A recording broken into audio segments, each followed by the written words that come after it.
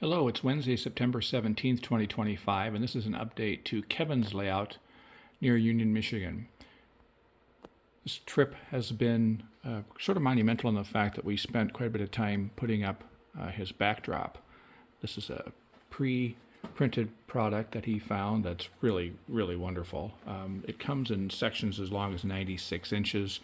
We found it easier to cut in half and use it at about 4 feet because it was much easier to apply. Now, we haven't finished the rest of the layout because we're still transitioning the concept of how we're going to handle some of the scenery down at this end of the layout. But this is an HO layout that's approximately 30 by 30 feet or so. Runs with NCEDC, and I've introduced some of it in the past.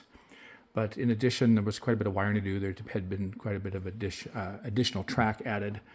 He's starting to get some of his structures completed, and so the station's starting to show up in places. And there was, again, addition to the layout as far as some of the industrial tracks and some of the track needed for some of the support for the station area and so on, the commissary and some of those kinds of things. He's in the process of painting his turntable, so it's not in place right now. And the cover right here was one of the clever things that was found online, where you take a cover for like a food tray and put it over the top of the turntable, and it keeps the dust out of the pit, and it operates a little bit nicer. The track here is all Pico. Turnouts are Pico. In fact, almost everything in the layout is Pico, except for, I think, a couple of Atlas products. The fascia's masonite, and backdrop is masonite. It's been painted recently in this, what I would kind of call a nice earth tone color.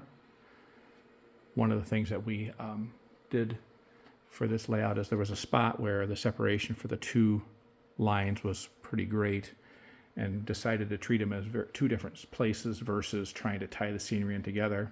And it's actually quite effective. So for the most part, as an operator, you'll be working down in this part and not really paying attention that there might be trains above. And again, if you're working up above here, in most cases you'll be so focused on what you're doing, you're not going to really pay attention to the lower level. And we found on two-level layouts that the concept works quite fine. We just don't have the bench rack extend over the top. But the green fascia really makes the backdrops pop. The green pops nicely.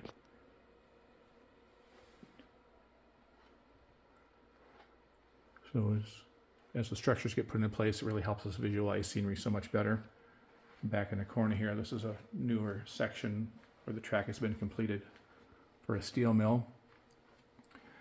The layout is loosely represents some scenes on the Penn Central Pennsylvania Railroad. Some of this is going to be, I would kind of call it like Michigan City, Indiana, stuff along kind of the lake.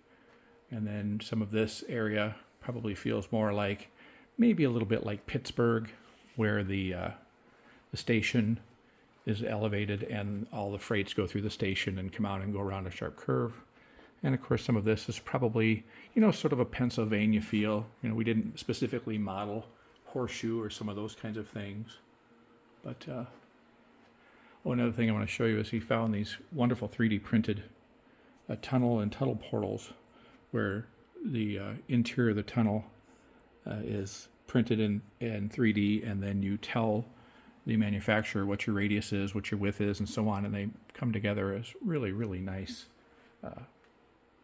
portals and like I say, internal tunnel pieces. Here's another example. Kind of hard to tell in there, but you can see that it really is a huge effect. So that's it for the moment. There'll be more to come in the next few days as I move on to the next spot. So thanks so much. Bye-bye.